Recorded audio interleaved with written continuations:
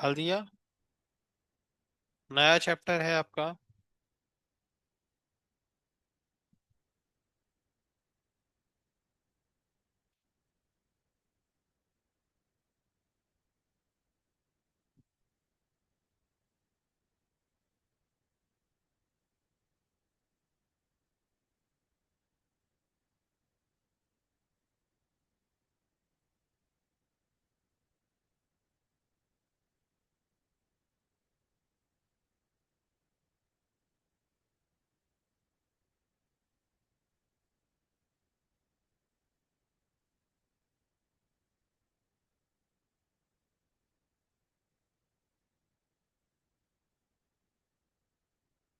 चलो, बोले। ये चैप्टर आपके बोर्ड में भी है ना? कहाँ पर है ये? बोर्ड में। तो ये चैप्टर अपन को पूरा पढ़ना पड़ेगा विथ डेरिवेशन। यहाँ पर अपन डेरिवेशन भी नहीं छोड़ सकते, क्योंकि वो डेरिवेशन आपके बोर्ड में आ सकता है। ठीक है। तो काइनेटिक थ्योरी ऑफ गैस। तो इसकी स्टार्टिंग होती है कि अपन गैस पढ़ रहे हैं ना, तो मैटर की एक स्टेट है गैस। मैटर की क्या है? एक स्टेट है ना? गैस। बात समझ रहे हो? तो मैटर की तीन स्टेट होती है मेनली: सॉलिड, लिक्विड और गैस। एक चौथी है प्लाज्मा, जो अपन को नहीं पढ़नी होती क्योंकि वो अपने सिलेबस में नहीं है, और वो अर्थ पर पाई भी नहीं जाती। वो कहाँ मिलती है? स्टार्स और सन, क्योंकि वो इसके लिए बहुत हाई टेम्परेचर की रिक्वायरमेंट होती है ना? ठीक है। चलिए, तो यहाँ पर सबसे पहले अपन डिस्कस करते हैं किसी भी मैटर की जो इतनी सारी स्टेट है, तो इनकी इंटरनल एनर्जी क्या होती है ना? तो इंटरनल एनर्जी अपन जनरली दो पढ़ते हैं, एक काइनेटिक के नाम से और एक पोटेंशियल के नाम से। किसके नाम से? काइनेटिक के नाम से और पोटेंशियल के नाम से। क्लियर है? ठीक है। तो किसी की टोटल इंटरनल एनर्जी कभी भी पूछी जाए तो अपन हमेशा मैकेनिक्स में क्या करते थे? काइनेटिक प्लस पोटेंशियल दो होती थी, है ना? नहीं समझ में आ रहा क्या? इंटरनल एनर्जी मतलब उस सिस्टम की काइनेटिक प्लस पोटेंशियल, ये मतलब होता है इंटरनल का। बात समझे? अब अब इंटरनल एनर्जी दो है, काइनेटिक प्लस पोटेंशियल। इनमें से जो काइनेटिक है, ये डिपेंड करती है टेम्परेचर पे। किस पर डिपेंड करती है? क्योंकि आपको थर्मल एक्सपांशन में हमने पढ़ाया, जब अपन किसी सिस्टम का टेम्परेचर बढ़ाते हैं, सिस्टम का क्या बढ़ाते हैं, तो उसके मॉलिक्यूल्स क्या करने लगते हैं? वाइब्रेशन। याद है? थर्मल एजिटेशन, है ना? तो थर्मल एजिटेशन, वाइब्रेशन करने लगे, तो मतलब वहां पे क्या आ गई? काइनेटिक एनर्जी, है ना? और हर सिस्टम एक स्ट्रक्चर में होता है। किस में होता है? एक। और स्ट्रक्चर मतलब कौन सी एनर्जी आ गई? पोटेंशियल। समझ रहे हो? तो किसी भी सिस्टम में या किसी भी स्टेट में टोटल इंटरनल एनर्जी मतलब उसकी काइनेटिक प्लस उसकी पोटेंशियल। तो जो काइनेटिक होती है वो डिपेंड करती है किसके ऊपर? टेम्परेचर पे। और जो पोटेंशियल होती है वो डिपेंड करती है उनके इंटरमोलिकुलर फोर्स। अगर इंटरमोलिकुलर फोर्स अच्छे खासे हैं तो वो शेप रहेगा, और इंटरमोलिकुलर फोर्स कमजोर हो गए तो शेप गया काम से, उड़ गए सारे, एक दूसरे से फ्री हो जाएंगे। अभी आप जिस बेंच पे बैठे हैं उसके सारे मॉलिक्यूल आपस में क्या है? जुड़े हुए हैं, इंटरमोलिकुलर फोर्स स्ट्रांग है अभी उनके बीच का, तो वो अपने शेप में है। अभी हम उसी लोहे को गर्म करने लगे तो मॉलिक्यूल एक दूसरे से दूर चले जाएंगे और वो लोहा मेल्ट हो जाएगा। और ज्यादा गर्म करेंगे तो वेपर भी बन जाएगा। समझ पा रहे हो? तो काइनेटिक एनर्जी किस पे डिपेंड करती है? टेम्परेचर पे। और पोटेंशियल एनर्जी डिपेंड करती है किस पे? इंटरमोलिकुलर फोर्सेस पे। अगर इंटरमोलिकुलर फोर्स होंगे तो पोटेंशियल है, और अगर हमारे बीच में इंटरमोलिकुलर फोर्स नहीं है तो अपने बीच में कोई पोटेंशियल नहीं है। समझ गए? ठीक है। तो इंटरनल एनर्जी मतलब क्या? इंटरनल एनर्जी मतलब क्या? Kinetic plus potential. और काइनेटिक किस पे डिपेंड करती है? और पोटेंशियल किस पे डिपेंड करती है? Intermolecular force. अब दोस्त, हम यहाँ पर पढ़ने वाले हैं गैस, तो हम किसकी इंटरनल एनर्जी पढ़ेंगे? गैस की। सॉलिड्स की अपन पढ़ चुके हैं, और लिक्विड फ्लूइड में आएगा। क्लियर है? तो हम पढ़ने वाले हैं गैस की इंटरनल एनर्जी। तो क्या बोलोगे? गैस की काइनेटिक प्लस गैस की पोटेंशियल। अब दोस्त आपको पता है गैस की, अपन यहाँ पर जो गैस पढ़ेंगे ना वो आइडियल गैस पढ़ेंगे। कौन सी गैस पढ़ेंगे? और आइडियल गैस के मॉलिक्यूल के बीच में, आइडियल गैस के मॉलिक्यूल्स के बीच में कोई इंटरमॉलिक्यूलर फोर्स नहीं, उन्हें एक दूसरे से कोई लेना देना ही नहीं। तुम अलग उड़ो, हम अलग उड़े, हमें कोई एक दूसरे से लेना देना नहीं है, लेकिन उड़ रहे हैं। तो उड़ रहे हैं इसका मतलब उनके पास क्या है, लेकिन उन्हें एक दूसरे से कोई मतलब, आइडियल गैस का कोई शेप और साइज ही नहीं होता, क्योंकि उन्हें उनके बीच में कोई इंटरमोलिकुलर फोर्स है ही नहीं, तो इसलिए उनके बीच में कोई पोटेंशियल नाम का कुछ है ही नहीं। तो आइडियल गैस की इंटरनल एनर्जी क्या लिखोगे? Kinetic plus zero. तो क्या बचेगा? Internal energy is equal to kinetic. तो आइडियल गैस में चाहे इंटरनल पूछ लो चाहे काइनेटिक पूछ लो, बात सेम है, क्योंकि पोटेंशियल नाम का तो वहां पे कुछ होता नहीं है। क्या आपको ये बात समझ में आई? आइडियल गैस में पोटेंशियल नाम का कुछ भी नहीं होता, वहां केवल कौन सी एनर्जी होती है? काइनेटिक। ठीक है। फिर भी अगर अपन बात करें तो ये पोटेंशियल सबसे ज्यादा किसमें होती है? तो सबसे ज्यादा इंटरमोलिकुलर फोर्स किसमें होता है? सॉलिड में। तो सॉलिड में पोटेंशियल सबसे ज्यादा, और उससे कम लिक्विड, और सबसे कम गैस। और आइडियल गैस में तो बिल्कुल जीरो। ठीक है। कोई बात समझ में आई? ये लिखा हुआ है। ठीक है। चलिए लिख लो इतना, फिर आगे बढ़ेंगे। States of matter.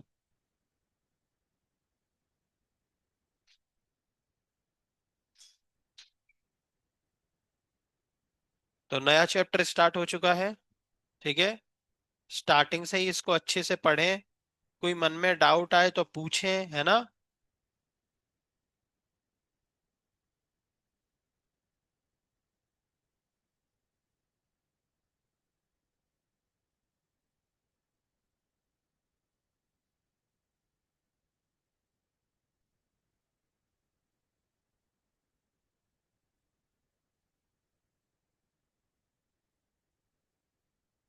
आज किस किस के पेरेंट्स आ रहे हैं?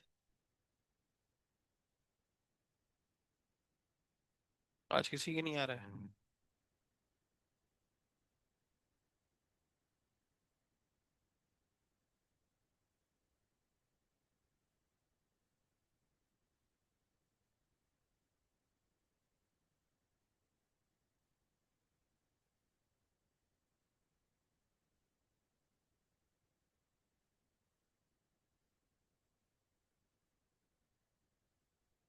ये लिख गया।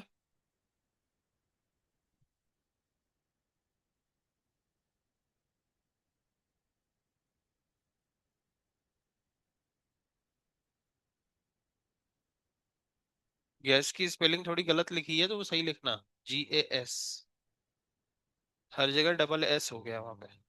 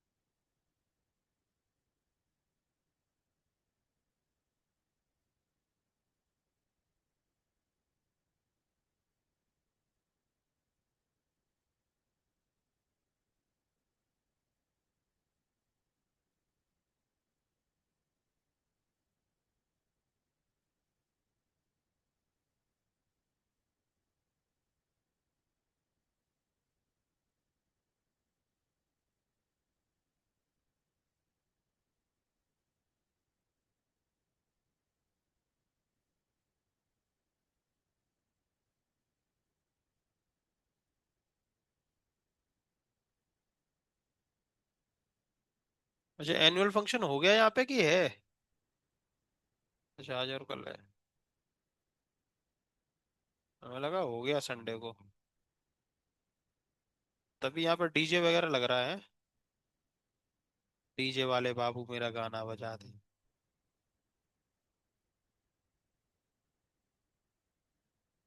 बढ़िया, लाइट वगैरह लग गई। आप लोग भी जाओगे क्या? चले जाना। उनका होने के बाद चले जाना। डांस वगैरह करके स्टेज से तुरंत थोड़ी हट जाएगी। रात में परमिशन मांग लेना 8 से 9, तोड़ ताड़ के आ जाना स्टेज है, डांस कर करके। हाँ लिख गया। हम्म। कीर्तन पे नाचती हो, चल नचो।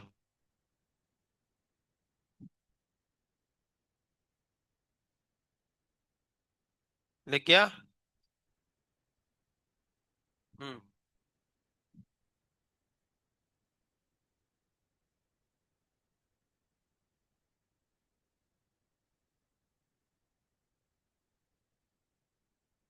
चलो हेडिंग डालो।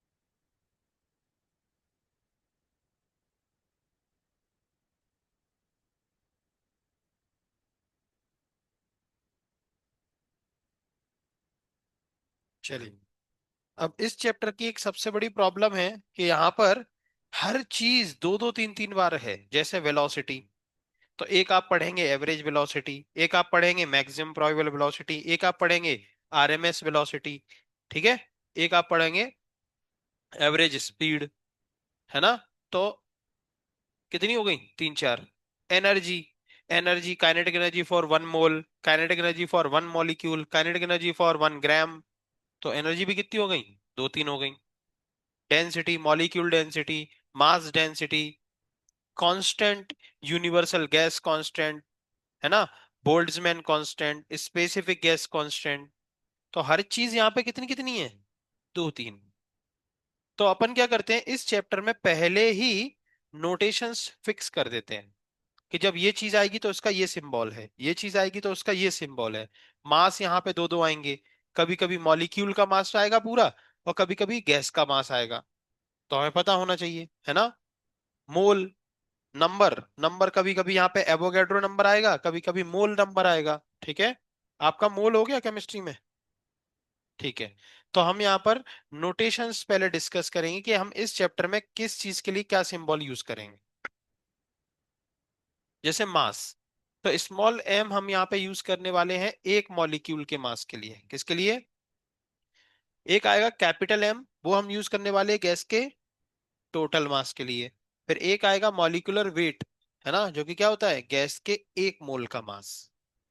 किसी गैस के एक मोल का mass is called molecular weight. जैसे हीलियम का मॉलिक्यूलर वेट कितना होता है, 4।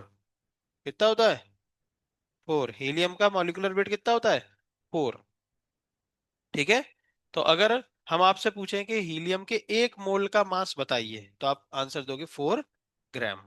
क्योंकि मॉलिक्यूलर वेट, किसी भी गैस का मॉलिक्यूलर वेट उसके एक मोल का मास होता है, ग्राम में। किस में होता है किलोग्राम में नहीं, ग्राम में। कभी किलोग्राम मत बोलना, है ना। मॉलिक्यूलर वेट जो आपने याद किए है ना, जैसे सोडियम का 23, क्लोरीन का 37, ये सब किस में होते हैं, ये सब ग्राम में होते हैं, ठीक है। तो अगर हम आपसे बोले कि हमें क्लोरीन के एक मोल का मास बताइए, तो आप क्या बोलोगे, 37.5 ग्राम, ये उसके एक मोल का मास है ना। हमें लिथियम के एक मोल का मास बताओ।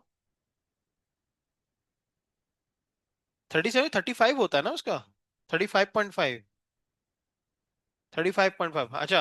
अब बताओ, लिथियम के एक मोल का मास 7 ग्राम, है ना। ऐसे करके पूरा बोला करो। तो मॉलिक्यूलर वेट की डेफिनेशन क्लियर है सभी को। तो ये तीन सिंबल आपके मास से रिलेटेड आएंगे, ठीक है। अच्छा, आपको एक चीज और बता दें, कभी कभी इस मास को, है ना, जैसे हीलियम का मास 4 ग्राम दे दिया, हीलियम का मास कितना दे दिया, 4 ग्राम, और 4 उसका क्या है, मॉलिक्यूलर वेट। तो 4 ग्राम मतलब उसका 1 मोल। ऐसी अगर हम लिथियम में कितना मास दे दें, अगर हमें 1 मोल बताना है तो 7 ग्राम। क्लोरीन में कितना, 35.5 ग्राम क्लोरीन, मतलब 1 मोल का मास, है ना। अगर हम बोले 2 ग्राम हाइड्रोजन, तो मतलब 1 मोल हाइड्रोजन। समझ रहे हो ना। अगर हम बोले 23 ग्राम सोडियम, मतलब 1 मोल सोडियम। तो कभी भी जब मास को ग्राम में लिखा जाता है, कभी भी अगर मॉलिक्यूलर वेट को ग्राम में लिख दें, तो समझ जाना वो कितना है, 1 मोल।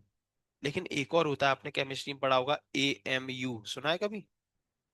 तो कभी भी अगर मॉलिक्यूलर वेट को AMU में लिख दिया जाए, जैसे 4 AMU हीलियम, तो वो पता कितना होता है, केवल हीलियम के एक एटम का मास। हीलियम के केवल एक। अगर हम आपसे बोले 23 AMU सोडियम, तो क्या है ये, सोडियम के एक एटम का मास। तो आपको ग्राम और AMU ये दो शब्द क्लियर हैं। अगर कभी भी किसी का फिजिक्स में, केमिस्ट्री में मास नंबर मतलब मॉलिक्यूलर वेट किस में लिख दिया जाए, ग्राम में, तो वो होता है उसके 1 मोल का मास। और अगर किसी कभी भी किसी के मॉलिक्यूलर वेट को लिख दिया जाए AMU में, तो वो होता है उसके केवल एक एटम का मास। ठीक है, ये बात याद रखोगे। चलिए, तो मास का कॉलम क्लियर है। मास के बाद अपना अगला नोटेशन आएगा नंबर। क्या आएगा, नंबर। तो यहां पर नंबर के लिए अपन फिक्स कर लेते हैं, गैस के टोटल नंबर ऑफ मॉलिक्यूल्स को अपन लिखेंगे कैपिटल एन से। किससे लिखेंगे, कैपिटल एन। तो यहाँ पे एक बहुत ही शानदार फॉर्मूला बनके तैयार होता है, जो बहुत यूज होगा। यहाँ पे फॉर्मूले भी आएंगे बीच बीच में, है ना। तो अपन ने एक मॉलिक्यूल का मास के लिए क्या सिंबल फिक्स करा है, स्मॉल एम। स्मॉल एम, है ना। तो एक मॉलिक्यूल का मास स्मॉल एम, तो दो मॉलिक्यूल का कितना होगा, 2 × स्मॉल एम, 3 मॉलिक्यूल का। और मान लो गैस में टोटल कैपिटल एन मॉलिक्यूल है, तो गैस का टोटल मास कितना हो जाएगा, M × कैपिटल एन। समझ गए। तो ये एक फॉर्मूला जो बहुत बार यूज होगा आपके केटीजी में, ध्यान रखना। गैस का total mass is equal to उसका एक मॉलिक्यूल इनटू उसमें मॉलिक्यूल है कितने। क्लियर है। चलिए आगे बढ़ते हैं। एवोगैड्रो नंबर सबको पता है ना। गैस के 1 मोल में कितने मॉलिक्यूल्स होते हैं, उन्हीं को बोलते हैं क्या, एवोगैड्रो। तो किसी गैस के 1 मोल में कितने मॉलिक्यूल होते हैं, 6 × 10⁻23। इसको एवोगैड्रो नंबर बोलते हैं, है ना। Number of molecules present in 1 mole gas. Clear है। चलिए, इसके बाद एक और नंबर आता है म्यू, है ना। आपने मोल को एन से लिखा होगा केमिस्ट्री में, लेकिन हम फिजिक्स में म्यू से लिखते हैं। किससे लिखते हैं, तो म्यू है आपका नंबर ऑफ मोल। ठीक है, नंबर ऑफ मोल। क्लियर है। म्यू क्या है, नंबर ऑफ मोल। कोई दिक्कत। चलिए, तो अब यहाँ पे जरा ध्यान से सुनना है ना। एक डेफिनेशन आएगी नंबर ऑफ मोल। मोल के दो फॉर्मूले आपने केमिस्ट्री में डायरेक्ट पढ़े होंगे शायद, ये वाले, मास अपॉन मॉलिक्यूलर वेट, है ना। और number of molecule upon Avogadro number पढ़ा है। अब ये आते कैसे हैं, ये अपन यहाँ फिजिक्स में देखते हैं। ठीक है, तो देखो जरा दोस्त, हमें एक बात बताओ। अभी हमने आपको मॉलिक्यूलर वेट की डेफिनेशन बताई थी। क्या थी बोलो, गैस के 1 मोल का मास। गैस के 1 मोल का मास क्या कहलाता है, उसका मॉलिक्यूलर वेट, है ना।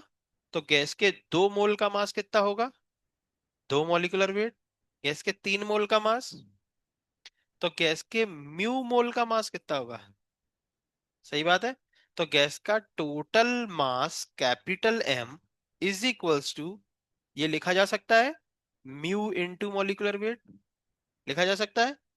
तो यहां से मॉलिक्यूलर वेट को इधर पहुंचाओ, तो म्यू का फॉर्मूला क्या बनेगा, मास अपॉन मॉलिक्यूलर वेट। बोलो बन गया कि नहीं, सही है।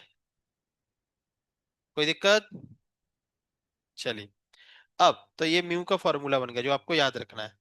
अब यहां से एक और फॉर्मूला बनाएंगे, ध्यान से सुनना। म्यू क्या है, गैस का टोटल मास अपॉन मॉलिक्यूलर वेट। अब गैस के टोटल मास का ये तो है ही फॉर्मूला, मोल्स के फॉर्म में, नंबर के फॉर्म में भी अपने पास, एक मॉलिक्यूल का मास इनटू मॉलिक्यूल है कितने। तो 1 मोल में कितने मॉलिक्यूल होते हैं, एवोगैड्रो। कितने? एवोगैड्रो। और एक मोल का मास कितना होता है? मॉलिक्यूलर वेट के बराबर। और एक मॉलिक्यूल का मास स्मॉल एम। तो इस मॉलिक्यूलर वेट के वैल्यू यहां पुट कर दे, और इस वाले की जगह क्या लिख दो? Small m into capital N, number of molecule. Small m cancel out हो जाएगा, और ये एन अपॉन एन आ गया। तो मोल नहीं भी अगर आए तो ये फॉर्मूला आपको पता होना चाहिए कि मोल को अपन क्या क्या पुट कर सकते हैं। तो मोल को अपन पुट कर सकते हैं number of molecule upon Avogadro number, या फिर mass of gas upon molecular wait. चलिए, ये नंबर के तीन क्वांटिटी आएंगी, है ना? क्या क्या? नंबर, गैस के total molecules, Avogadro number, number of moles. अगला है डेंसिटी। तो यहाँ पे दो तरीके की डेंसिटी आएगी। एक आएगी मास डेंसिटी, तो मास अपॉन वॉल्यूम, और एक आएगी मॉलिक्यूल डेंसिटी, स्मॉल एन। क्या आएगी? Small n, total number of molecule per unit volume, बस। ठीक है। फिर आएंगी वेलोसिटी। तो यहाँ पे वेलोसिटी चार तरीके की आएंगी। तो पहली मीन वेलोसिटी, तो अपन उसको वी एम, नीचे एम चिपका देंगे, है ना, नीचे। और फिर आएगी मीन स्क्वायर, तो वी एम स्क्वायर कर देंगे, ठीक है। फिर आएगी एक रूट मीन स्क्वायर, तो उसका सिंबल होगा वी आर एम एस। और फिर एक आएगी मैक्सिमम प्रोबेबल वेलोसिटी, उसका सिंबल होगा वी एम पी। क्लियर है? फिर इसके बाद आएंगे कुछ कांस्टेंट। ठीक है। तो यहाँ पे एक सबसे बड़ा कांस्टेंट तो यूनिवर्सल गैस कांस्टेंट है, ठीक है, जिसका सिंबल कैपिटल आर रहेगा, और उसकी वैल्यू 8.314 जूल पर मोल केल्विन यूनिट के साथ याद रखनी होगी। अगर सब कुछ एसआई में है, सब कुछ एसआई में है पूरा डेटा, तो आर की ये वाली वैल्यू यूज करोगे। ठीक है। ये वाली वैल्यू भी यूज कर सकते हो अगर एनर्जी किस में है, कैलोरी में। बाकी सब कुछ एसआई में है ना। और ये डेटा यूज कर सकते हो अगर वॉल्यूम लीटर में है, प्रेशर एटीएम में है। ठीक है। चलिए, एक आएगा बोल्ट्जमैन कांस्टेंट। ये होता है universal gas constant upon Avogadro number. इसका फॉर्मूला याद रखना, R upon N A equals to Boltzmann constant, और इसकी वैल्यू होती है 1.38 इंटू 10⁻23। फिर आएगी एनर्जी। तो एनर्जी यहाँ पे बहुत सारी आएंगी। तो एक आएगी टोटल ट्रांसलेशनल काइनेटिक एनर्जी, तो उसके लिए अपन ईटी यूज करेंगे। एक आएगा kinetic energy of one mole gas, तो उसके लिए केवल ई। एक आएगा kinetic energy of one molecule, तो उसके लिए ई एम। और एक आएगा काइनेटिक एनर्जी ऑफ 1 ग्राम, तो उसके लिए ई जी। क्लियर है? एक आएगी एनर्जी डेंसिटी, तो ई वी। एक आएगी टोटल इंटरनल एनर्जी, तो वो यू। कोई दिक्कत? चलिए, पानी के लिए याद रखोगे केजी और लीटर। आज हम सुन रहे थे, राज सर पढ़ा रहे थे, तो शायद यही पढ़ा रहे थे। केजी और लीटर क्या होता है पानी के लिए? सेम ही होता है ना।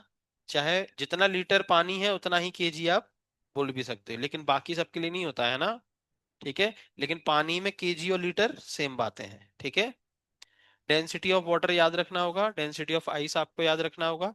और कभी भी लीटर को मीटर क्यूब में कन्वर्ट करते आना चाहिए, क्योंकि वॉल्यूम अगर आपको लीटर में दिया गया तो लीटर एसआई यूनिट नहीं है, उसको एसआई मीटर क्यूब में कन्वर्ट करना पड़ता है। तो क्या होता है, 10⁻³ मीटर क्यूब, है ना। सेंटीमीटर वगैरह में भी कन्वर्ट कर सकते हो। ठीक है। तो इतने नोटेशंस हमें याद रखने होंगे। ठीक है। लिखेंगे ये सारे नोटेशंस, और इन नोटेशंस में बीच बीच में है कुछ फॉर्मूले। हाँ, नोटेशन हेडिंग डालो, और उसमें पहली हेडिंग है मास।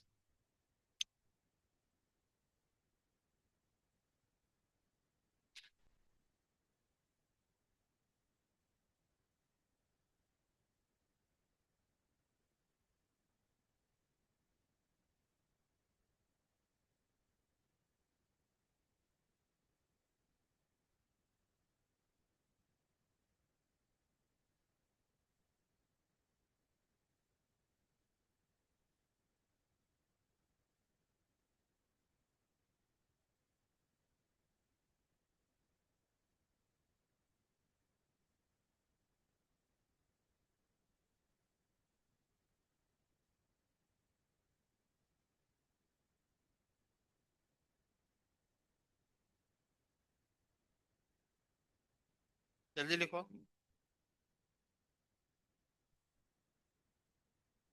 क्या हो गया?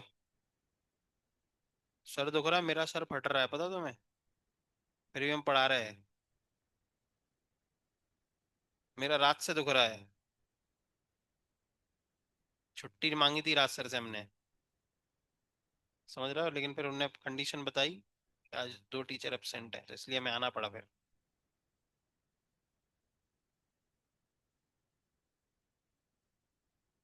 अब लिख लो जल्दी, नहीं हो रहा ना एनालिसिस। बाद में कब लिखोगे? क्यों, तब से दर्द बंद हो जाएगा? गोलियां खाई हैं? कौन सी गोली खाई? किसने दी?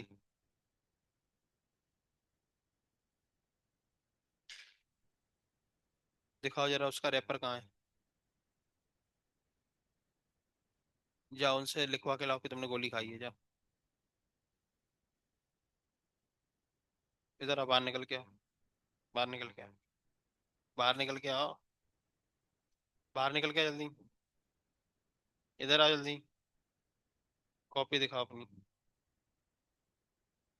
हाँ, इधर आओ। बैक ऑफिस में जो भी बैठा है, उससे यहाँ नोट लिखवा के लाओ कि इसने गोली खाई है, जाओ। पेन दे दो इसको। उसके साइन के साथ है ना? और हमें हमें कॉल करने को बोलो। बोलना कॉल पे बुलवा, लिखवा के मत लाओ, वहां जाके कॉल करवा के हमें बुलवा। खाई थी इसने गोली? झूठ बोला था क्या?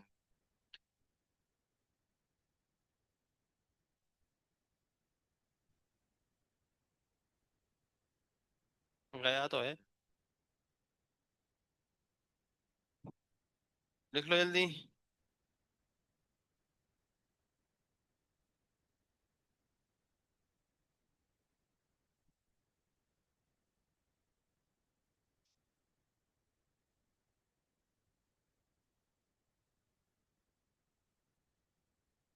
उसको निकाल दिया ओम को है?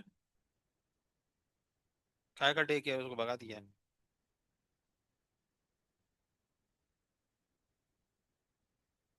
एडमिशन ही कैंसिल हो गया? वो सारे जितने भी बच्चे थे सबको निकाल दिया?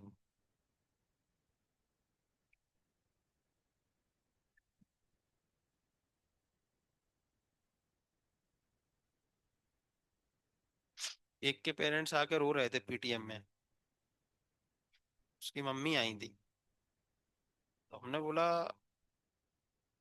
बोले कि निकाल दिया इसको, यहाँ तो हॉस्टल में तो नहीं रखेंगे। तो हमने बोला हॉस्टल में नहीं रखेंगे, और डे केयर उसको रखना मत। नहीं, अभी तो पता चल गया, बट डे केयर में पता नहीं उसको क्या क्या करेगा वो। तो इसकी सबसे पहले क्या करो, घर पे लेके जाओ, और इसके पापा से इसकी पूजा करवाओ, जितनी जितनी कर सकते हैं। और फिर इसको यहाँ लेके आओ एकेडमी। और फिर एकेडमी में इससे नाक रगड़वाओ, सारे बच्चों के सामने। और फिर इसको सॉरी बुलवाओ। इसको इसकी बेइज्जती फील होनी चाहिए। और फिर इससे खुद बुलवाओ कि अब अगर आगे से गलती हुई तो तुरंत निकाल देना, इस एक बार छोड़ दो। तो उसकी मम्मी बोली ठीक है, यही करते हैं। पता नहीं क्या होगा।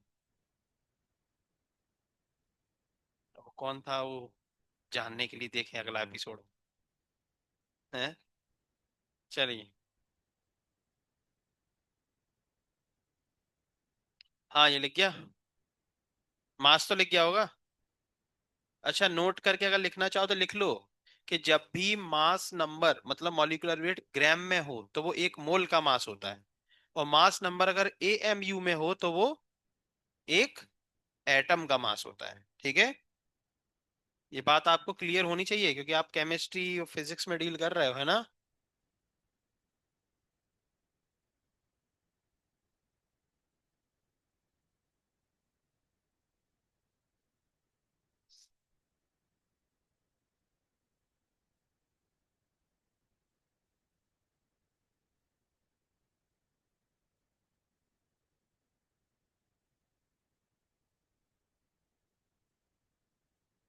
ये तो अटक ही गया वहां पे। वहां पे ऐसे बोल रहा होगा कि लगा दो प्लीज, फोन लगा दो। है? ऐसे बोल रहा होगा क्या? बहुत देर हो गई। बैक ऑफिस में लगाए क्या फोन? गया कि नहीं?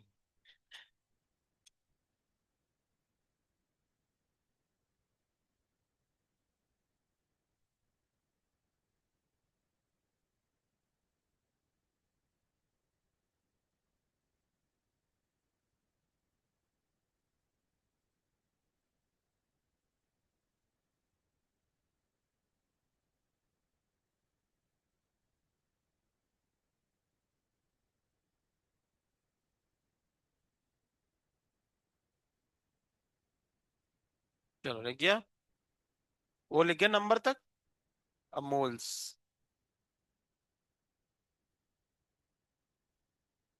मोल में आप चाहो तो ये सीधा फॉर्मूला भी लिख लो, तो मैं कोई दिक्कत नहीं है। सीधा वो वाला मास अपॉन मॉलिक्यूलर वेट और N upon N A.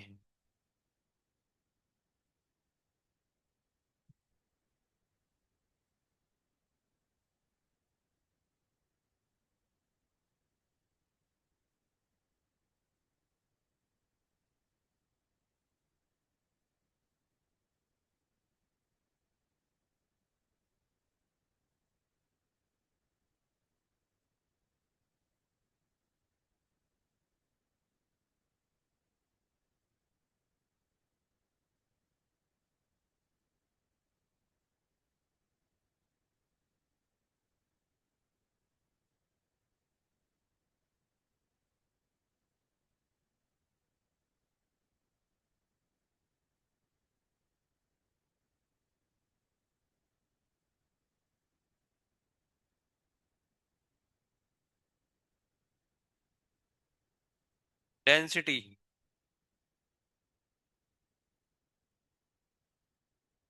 Density में केवल यही लिखना बस।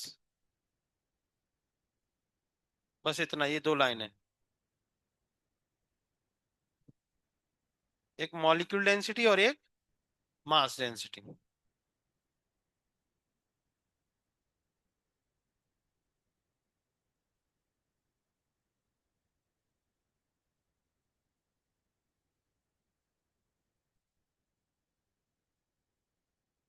हम्म।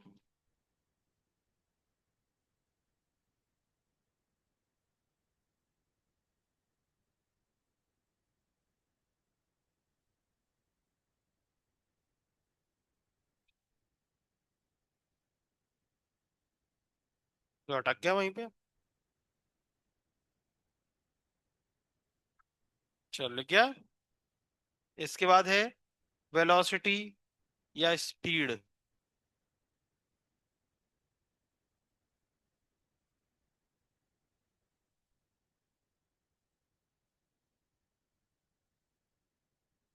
बगल में फॉर्मूले भी लिखे हैं, अगर आप फॉर्मूला लिखना चाहें तो लिख सकते हैं।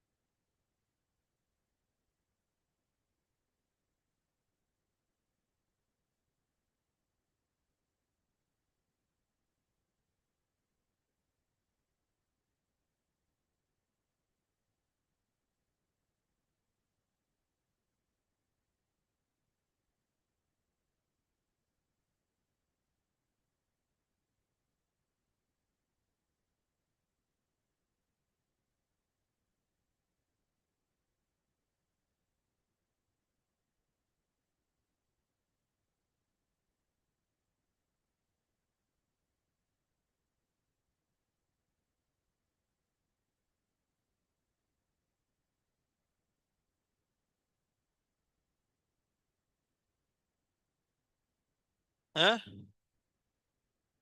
हाँ, बात हो गई। उसके घर पे फोन लगा दिया। कोई दवाई वाई नहीं खाई उसने। झूठ बोल रहा था। ऐसा क्यों झूठ बोल रहा था? दवाई खाई, नींद आ रही। बल्कि टेस्ट में डाउट है, दूसरे दवाई में डाउट है। माहौल इतना गर्म है अभी एकेडमी में। और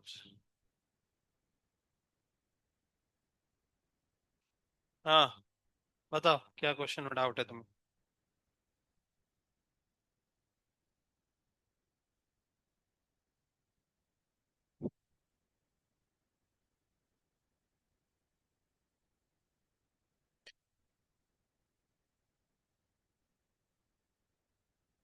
हम्म।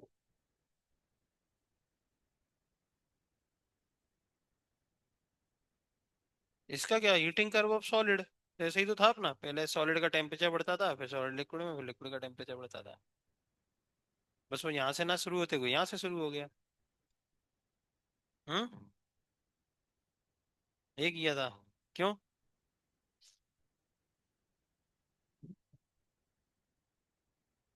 चलो हाँ हो गया। क्या? क्या बताओ?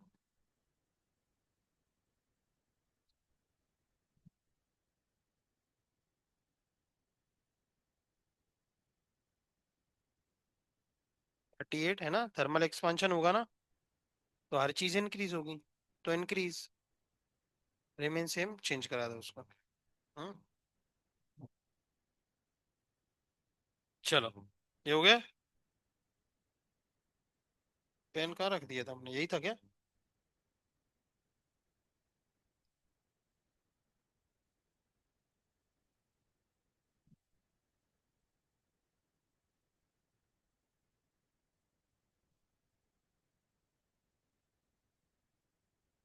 कांस्टेंट लिख लिए, कांस्टेंट। अच्छा एक चीज पे जरा देखो, ध्यान देखो। आपका एवरेज वेलोसिटी का फॉर्मूला क्या है? Symbol VM. अब ऐसा बिल्कुल मत करना कि आपने आरएमएस का फॉर्मूला क्या होता है, मीन स्क्वायर वेलोसिटी। देखो मीन स्क्वायर वेलोसिटी का सिंबल क्या है, ध्यान से देखना, यहाँ देखो। मीन स्क्वायर, तो इसको ऐसे करके लिखा जाता है, वो थोड़ा वहां पे गलत है, एम के ऊपर स्क्वायर लग गया है। तो ये क्या है, मीन स्क्वायर का सिंबल। और रूट मीन स्क्वायर, इसका सिंबल ये होता है, देख लो, ये इसका सिंबल है। तो अब ऐसा मत करना कि आप ये सर रूट मीन स्क्वायर है ना, मीन स्क्वायर का रूट, तो अब इसको रूट से बाहर निकाल लो। तो देखो हमने वहां पे बिल्कुल कट करा है, देखो दिख रहा है सबको। तो वो क्यों? क्योंकि अगर आपने ऐसा करा तो वो मीन बन जाएगा, है ना।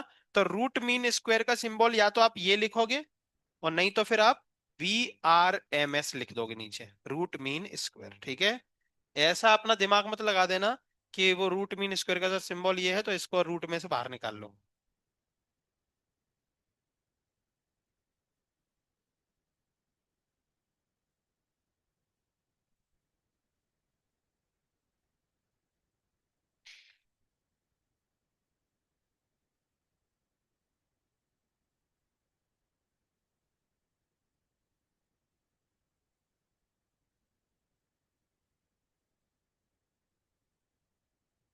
ठीक है।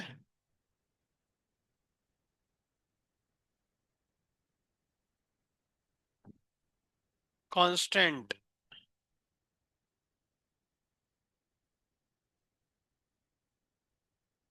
चलो कांस्टेंट लिखो, जो अपने इस चैप्टर में यूज होंगे, है ना। एक आर, एक स्मॉल स्मॉल आर नहीं मिलने वाला आपको कहीं पे भी, है ना, एक जगह मिलेगा। और एक कैपिटल के, बोल्ट्जमैन कांस्टेंट।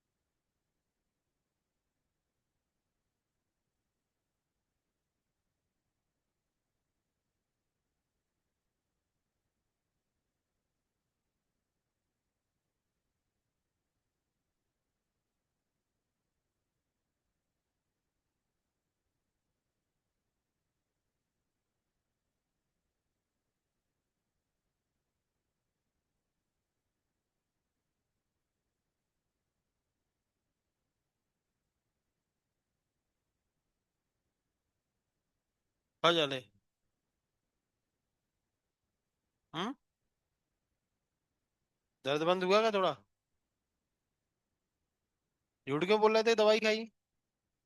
हैं? तुम सत्य सत्य बात यहीं बता देते हमें कि सर मन नहीं लग रहा पढ़ने में थोड़ा। तो दवाई का क्यों बोला तुमने झूठ? तो हमसे झूठ बोल रहा है यार। मी तुझ्यासाठी इकडे आहे. हैं? अरे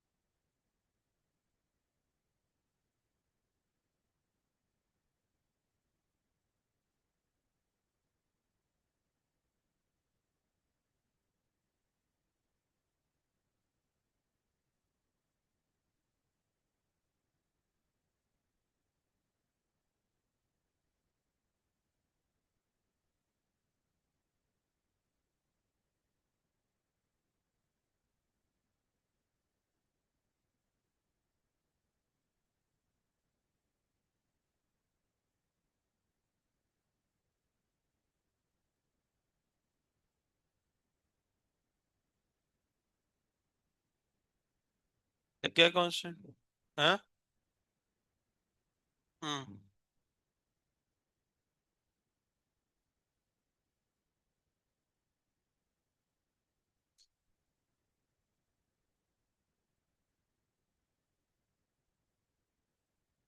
हम्म। हाँ, एनर्जी के भी लिखो।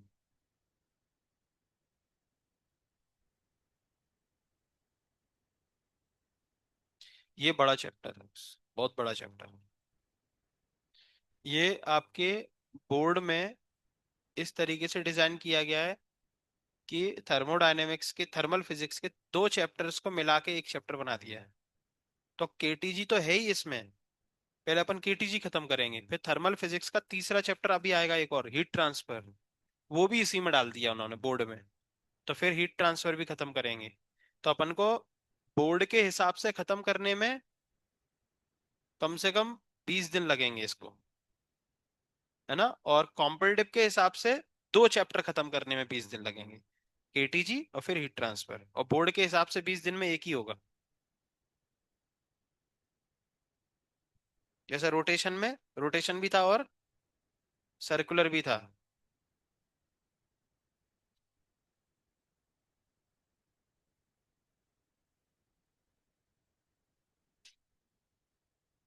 चेन्नई में जब लगा हो तब उठाएंगे नहीं, फिर मिस कॉल मारेंगे।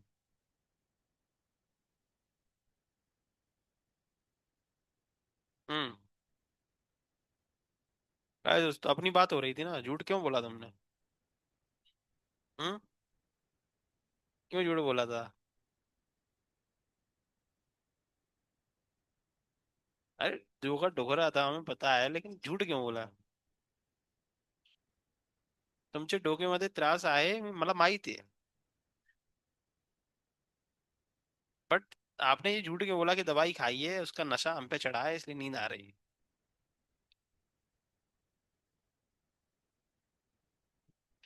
चलिए।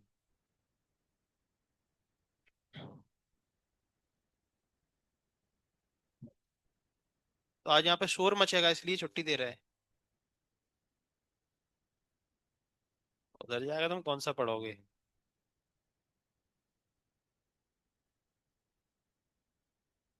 तो रूम पे एक रेक्टर के सबके रूम में बैठ जाती है आके?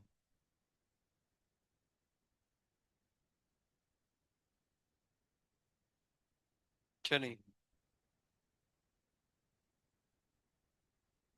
हाँ, ये नोट लिखो।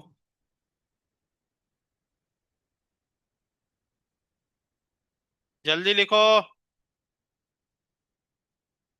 ए, लिखो जल्दी।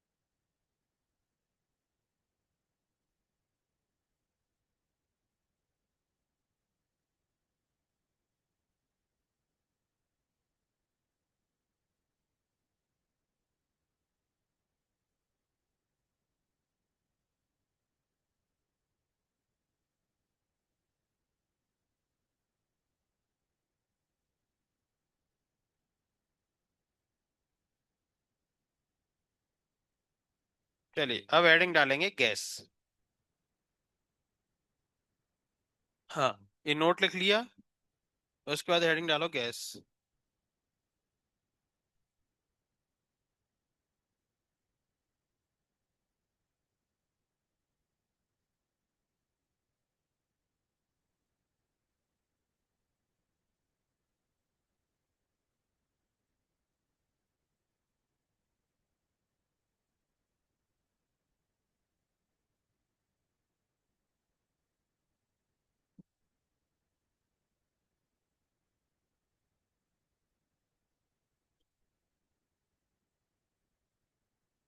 चलिए, तो गैस क्या है?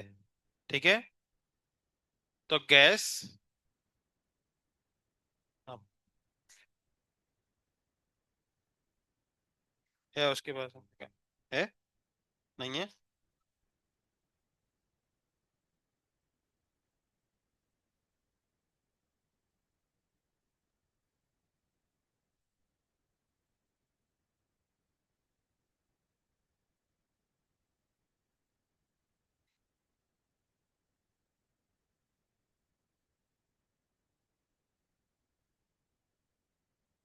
चलो, तो सुनेंगे गैस क्या होती है ना? हम्म, है, देके आ जाओ। चलो, गैस क्या होती है सुनो। तो गैस क्या है? आपको पता है गैस क्या होती है? बताओ जरा। क्या होती है गैस? हवा। तो वो हवा क्या है? लार्ज, मतलब क्या होता है हवा, मतलब क्या है हवा, मतलब अगर कोई बोले तो क्या समझते हो? छोटे छोटे मॉलिक्यूल्स जो क्या कर रहे होते हैं? उड़ रहे होते हैं, है ना? है ना? तो गैस क्या होती है? Large number of molecules which are in random motion. किसमें होते हैं? रैंडम मोशन में। और उनकी इस रैंडम मोशन को एक स्पेशल नाम दिया गया, पता क्या नाम है? Brownian motion. क्या नाम है? Brownian motion. क्लियर है? और ये पता है ये वाली रैंडम मोशन इनकी कैसी होती है, देखना ध्यान से। गैस मॉलिक्यूल जैसे उड़ रहा है तो वो हमेशा सीधा ही चलता है, चल रहा है चल रहा है, और किसी से टकरा गया, यहां जैसे ही टकराया वो, तो उसका रास्ता बदल जाता है, लेकिन चलेगा सीधा ही। फिर टकरा गया, फिर रास्ता बदल जाएगा, लेकिन चलेगा सीधा ही। और ऐसे करके वो जिगजैग पाथ पे हमेशा चलता रहता है। टकरा के उसका पाथ बदल जाता है, लेकिन चलेगा टकराने के बाद भी सीधा ही, स्ट्रेट लाइन में। क्लियर है? तो इसको बोलते हैं ब्राउनियन मोशन। क्या बोलते हैं? है ना? तो गैस क्या है? Collection of large number of molecules which are in random motion. ठीक है? ठीक है। अब यहां पर दो तरीके की गैस होती हैं अपने एटमॉस्फेयर में। एक तो रियल गैस जो सही में है, लेकिन जो सही में गैस है उस पर साइंटिस्ट लोगों की कही गई बातें एप्लीकेबल होती नहीं है। तो फिर साइंटिस्ट लोगों ने क्या करा, एक अपने मन से आइडियल गैस मान ली, और उस पर उनकी सारे लॉ सारी थ्योरी एप्लीकेबल होती हैं। क्लियर है? तो जैसे न्यूटन भी कंडीशन लगाते थे कि नहीं, कि अगर ऐसा हो तो मेरे सारे लॉ एप्लीकेबल हैं, और अगर ऐसा ना हो तो एक सूडो फोर्स कंसीडर कर लेना, है ना? तो वैसे ही यहां पर भी बॉयल्स लॉ आएगा, चार्ल्स लॉ आएगा, डाल्टन्स लॉ आएगा, गेलुसाक लॉ आएगा, मैक्सवेल्स लॉ आएगा, बहुत सारे लॉ आएंगे। तो वो सारे लॉ एटमॉस्फेयर की रियल गैस पर एप्लीकेबल नहीं होते। तो फिर उनने एक कंडीशन लगा दी, क्या? कि एक काम करो, आइडियल गैस कंसीडर कर लो। और आइडियल गैस होती क्या है, सबसे पहले अपन को वही डिस्कस करना है ना? और फिर रियल गैस क्या होती है वो भी डिस्कस करना है। ठीक है? तो एक एक कर, और इन जो अपन पॉइंट्स डिस्कस करेंगे कि आइडियल गैस में ये होता है, रियल गैस में ये होता है, उन पॉइंट्स में से क्वेश्चन बिल्कुल पूछा जा सकता है ना? और एक पॉइंट तो इतना काम का है कि उससे पता नहीं कितनी बार क्वेश्चन पूछा गया है। ठीक है? तो गैस समझ में आ गई क्या होती है? तो गैस क्या है? Large collection of large number of molecules which are in random motion. ठीक है? और इस रैंडम मोशन को ही क्या बोलते हैं? Brownian motion. क्लियर है? ये आपका पार्टिकल है, चला, और जैसे ही किसी से टकराया रास्ता बदल गया, लेकिन चला स्ट्रेट ही, फिर टकरा गया, फिर उधर चला गया, फिर टकरा गया, इधर आ गया, तो इसी को बोलते हैं ब्राउनियन मोशन। तो अब लिखो जरा, collection of large number of molecules, collection of large number of molecules which are in random motion, which are in random motion। ठीक है, ब्रैकेट में चाहो तो लिख लो ब्राउनियन मोशन। इस रैंडम मोशन को क्या बोलते हैं? Brownian motion. ठीक है, ये डायग्राम अगर बनाना चाहो तो बना लो।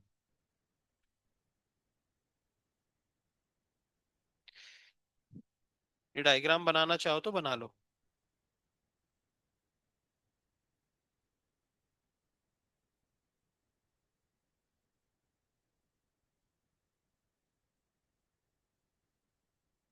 हो गया? चलो अब हेडिंग डालो, पॉस्टुलेट्स ऑफ आइडियल गैस। तो अब हम देखेंगे आइडियल गैस के बारे में। ठीक है, पॉस्टुलेट्स मतलब उसके पॉइंट्स। ठीक है, मतलब उसके बारे में थ्योरी। तो आइडियल गैस क्या होती है? ठीक है, तो चलिए। तो सबसे पहले साइंटिस्ट लोगों ने क्या घपला किया, ध्यान से सुनो, कि size of ideal gas molecule is very negligible. क्या आपको लगता है गैस के मॉलिक्यूल्स का साइज जीरो होता है? नहीं, है ना। गैस के मॉलिक्यूल्स हमसे टकराते हैं, देखो। ये जो आपको हवा लग रही है आपको हाथ हिलाने पे, वही क्या है? वही, देखो, आप फील होता है कि नहीं आपको? है ना, ऐसा लगता है कोई छू के पीछे की तरफ जा रहा है। तो फिर अगर किसी का साइज ही नहीं है तो फिर वो छू कैसे पा रहा है ना। तो इन्होंने पहली बात क्या बोली, कि size of ideal gas molecule is negligible. तो अपन जो गैस पढ़ेंगे इस चैप्टर में, वो आइडियल गैस पढ़ेंगे, रियल अपन पढ़ते नहीं है। ये बात क्लियर है सभी को? हमें रियल गैस पढ़ना नहीं है, हम केवल कौन सी गैस पढ़ेंगे? Ideal gas. तो आइडियल गैस जब भी हम क्वेश्चन करेंगे या कुछ भी पढ़ेंगे, तो आइडियल गैस के मॉलिक्यूल्स का कोई साइज कंसीडर हम करने वाले नहीं है। क्लियर है? दूसरा पॉइंट, दोस्त, दूसरा पॉइंट बहुत ही काम का पॉइंट है, इसलिए ध्यान से सुनना। Volume of ideal gas. तो वॉल्यूम के बारे में अपन पढ़ने जा रहे हैं ना। तो किसी भी गैस का वॉल्यूम क्या होता है, इस बात पे जरा ध्यान देना। आपके पास एक कंटेनर है और उस कंटेनर में आप आके बैठ गए, है ना। तो आपका, आप हो गैस मॉलिक्यूल, तो पता है आपका वॉल्यूम क्या कहा जाएगा? आपका वॉल्यूम ये नहीं कहा जाएगा कि आप कैस कितने भरे हो, कितनी जगह है आप में, है ना। ये आपका वॉल्यूम नहीं होता। वॉल्यूम एक्चुअल में क्या होता है, कि कंटेनर में आपके आने के बाद आपके पास कितनी जगह कंटेनर में घूमने के लिए बची है, that is called your volume. तो मान लो कंटेनर का वॉल्यूम वी है ना। और आपने आके उसमें ऑक्यूपाई कर लिया वी नॉट। कितना ऑक्यूपाई कर लिया? तो आपके पास कितनी जगह बची कंटेनर में घूमने के लिए? V minus V naught. क्या ये बात समझ में आई? ठीक है, तो ये है आपका वॉल्यूम। तो अब आइडियल गैस की हम बात कर रहे हैं, ध्यान से सुनना। आइडियल गैस को हमने एक कंटेनर में भरा, जिसका वॉल्यूम कितना है? वी। ठीक है, अब हमने आइडियल गैस को भरा। अब आइडियल गैस के मॉलिक्यूल का साइज क्या है? जीरो। तो वो तो कंटेनर में होते हुए भी कोई जगह ऑक्यूपाई नहीं करने वाले। नहीं समझ रहे? वो कोई जगह ऑक्यूपाई करेंगे क्या? तो फिर उनके लिए वो कंटेनर में है, फिर भी पूरी जगह अवेलेबल है घूमने के लिए। तो इसलिए आइडियल गैस का वॉल्यूम हमेशा किसके बराबर होता है? कंटेनर के वॉल्यूम के ही बराबर। तो कभी भी अपन इस चैप्टर में जब न्यूमेरिकल करेंगे, तो हमें आइडियल गैस का वॉल्यूम नहीं दिया जाता, हमें ये दिया जाता है कंटेनर का वॉल्यूम। और जो कंटेनर का वॉल्यूम होगा वही आइडियल गैस का। लेकिन अगर अपन इसी कंटेनर में रियल गैस भरें तब क्या होगा? तो V माइनस उस रियल गैस ने जितना ऑक्यूपाई कर लिया, तो जो बचा वही घूमने के लिए है। समझ रहे हो ना? तो वॉल्यूम समझ में आया? तो गैस का वॉल्यूम एक्चुअल में होता क्या है? कंटेनर का वॉल्यूम माइनस ऑक्यूपाइड वॉल्यूम। बोलो जरा, किसी गैस का वॉल्यूम क्या होता है? Minus occupied volume. अब कंटेनर का वॉल्यूम तो जो है सो है ही, लेकिन आइडियल गैस कुछ भी ऑक्यूपाई नहीं करती, क्योंकि उसका साइज क्या है, निग्लिजिबल। तो ये चीज उसमें क्या हो गई, जीरो। तो फिर आइडियल गैस का वॉल्यूम क्या बचा, कंटेनर के बराबर ही बचा। ठीक है। तो इस चैप्टर में क्वेश्चन करते समय आपको इस बात का ध्यान हमेशा रखना है कि यहां पर आइडियल गैस का वॉल्यूम जो है वो हमेशा कंटेनर के वॉल्यूम के बराबर ही रहेगा। बात समझ में आई? ठीक है, बोलो, कोई दिक्कत? तीसरा पॉइंट, आइडियल गैस के मॉलिक्यूल्स के ऊपर ग्रेविटी का कोई इफेक्ट नहीं होता, इसीलिए वो कंटेनर में यूनिफॉर्मली डिस्ट्रीब्यूट हो जाते, जिसको जहां जाना होता है। ऐसा नहीं, जैसे एटमॉस्फेयर देखा अर्थ का, ग्रेविटी की वजह से कहाँ चिपका हुआ है, पूरा अर्थ से चिपका हुआ है ना? अगर आइडियल गैस का ये एटमॉस्फेयर होता ना तो पूरी आइडियल गैस चली जाती, जिसका मन होता वो रहती, जिसका मन होता वो चली जाती, है ना? फिर ढूंढते रहते ऑक्सीजन को, कहाँ गई, है ना? नहीं मिलती तुम्हें। बात समझ रहे हो? चलिए, तीसरा, आइडियल गैस के मॉलिक्यूल्स के बीच में इंटरमॉलिक्यूलर फोर्स नाम का कुछ भी नहीं होता, बताया था स्टार्टिंग में। तो इनकी पोटेंशियल क्या हो गई, जीरो, क्योंकि इंटरमॉलिक्यूलर फोर्स ही नहीं है ना? तो फिर पोटेंशियल जीरो हो गई। तो इनकी टोटल एनर्जी इक्वल्स टू केवल क्या रह जाता है, काइनेटिक, क्योंकि यहाँ पे पोटेंशियल नाम का कुछ भी। तो इस चैप्टर में अपन कौन सी एनर्जी नहीं पढ़ने वाले, क्योंकि वो होती ही नहीं है आइडियल गैस के पास, है ना?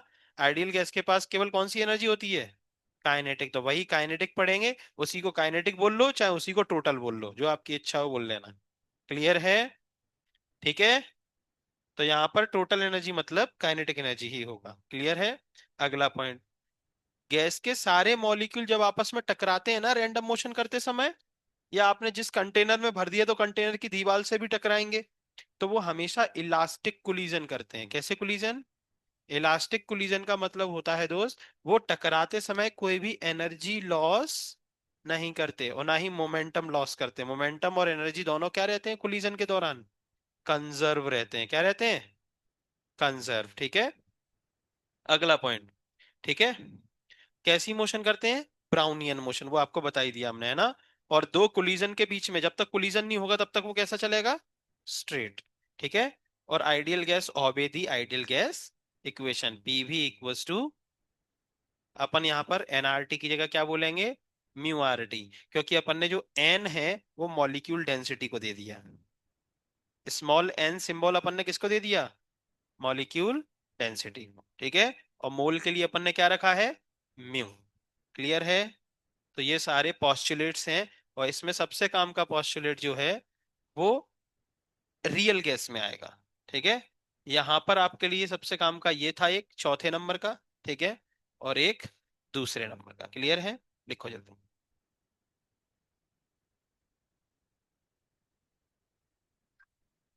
Postulates of ideal gas, postulates of ideal gas लिखेंगे जरा, postulates of ideal gas, postulates of ideal gas, ideal gas,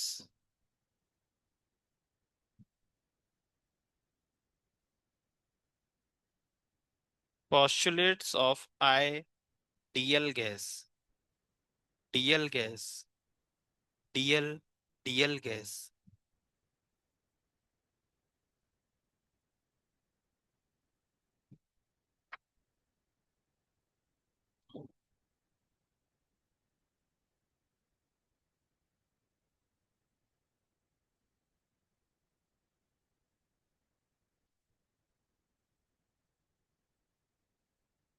postulates of ideal gas। लिख लो यार। व्यास, व्यास।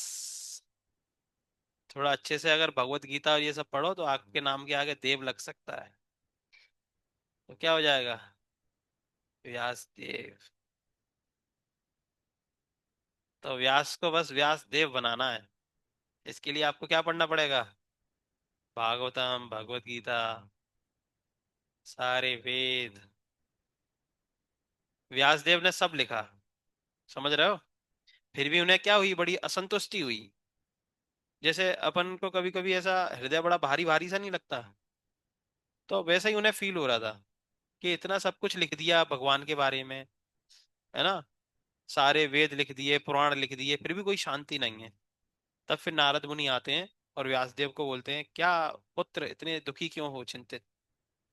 तो बोलते हैं, गुरु जी सब लिख दिया लेकिन संतुष्टि मन में, शांति नहीं है।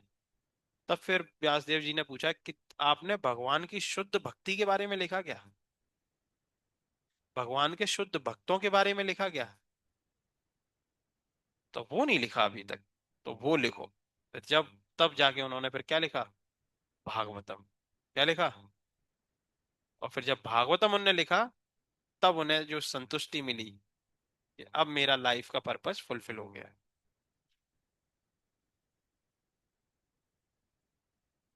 चलिए, ये लिख गया।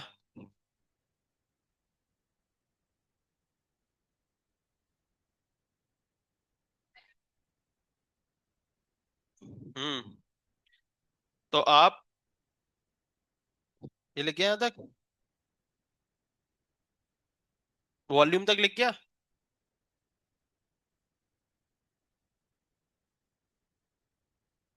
और सुनो, पीडीएफ हम इसलिए नहीं भेजते क्योंकि उसमें ये लिखा हुआ है ना बहुत सारा, तो आपकी गलत सलत ना लिख लो। ये जितना भी अलग से लिखा है वो कुछ मत लिखना, है ना। हम्म। तो पीडीएफ आपको भिजवा लेना उनसे, आपको पता है ना यहाँ पड़ी हुई है। ये देखो, अमर शर्मा फोल्डर में जाके केटीजी, तो लिख लोगे फिर। और केवल इतना ही लिख के लाना, नहीं तुम पूरा लिख लो एक्स्ट्रा भी। और कोई सेंटेंस अगर गड़बड़ दिखे तो अपने मन से करेक्ट करना, नहीं हमसे पूछ लेना।